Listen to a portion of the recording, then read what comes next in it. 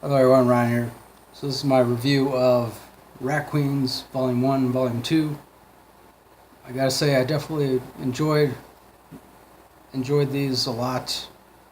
Volume 1 is titled Sass and Sorcery. Volume 2 is The Far-Reaching Tentacles of Rygoth. I don't know if I'm pronouncing that right. Might be like a silent N in the beginning. Of course, these are published by Image Comics, and not only is the story awesome, but I also like the artwork, and I just like the characters. Definitely, I'll go ahead and show you here. So, there's this girl named Betty,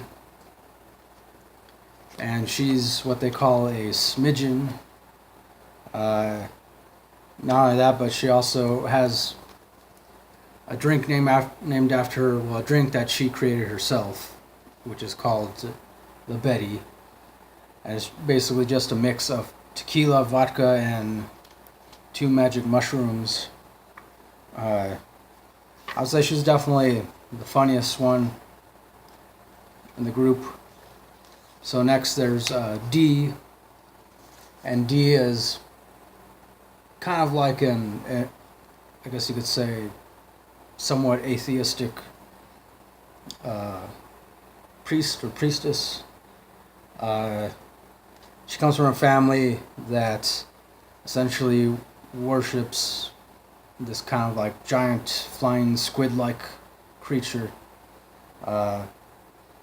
Of course, eventually when she grows up, she leaves her family and pretty much kind of turns her back on the beliefs that she was brought up to believe in. She's also kind of funny, although not as funny as Betty. Next is Hannah. I don't know if you can see Hannah. And Hannah is essentially like the conjurer in the group, or I guess you could say technically a magician or sorceress. And yeah, she's able to conjure up a lot of really awesome spells that definitely helps him out in various battles. And then, of course, last but not least is Violet. And Violet is pretty much like, I guess, the strong-willed one for the most part, especially when it comes to fighting.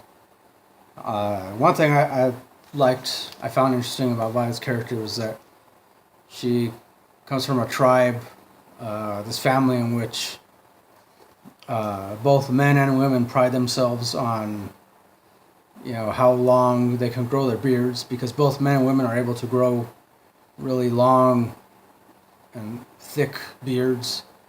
So there's a point at which, in Volume 2, that shows a little bit of Violet's backstory, and it shows her when she used to have this long, full red beard, and it's pretty interesting.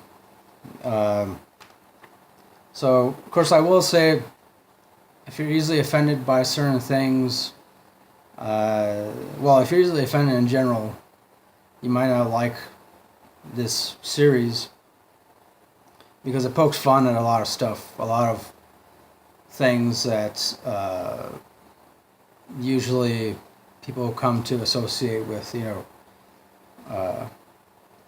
what it's like to be ladylike, or essentially these characters, they shatter the conventional norms of what most people usually think a young woman should act like, or should be, or should aspire to be.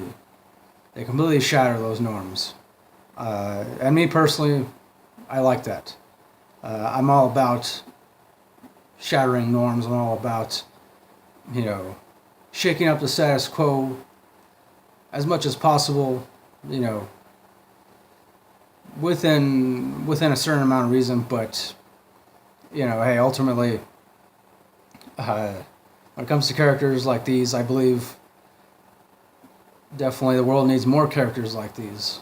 And I'm glad that this series exists.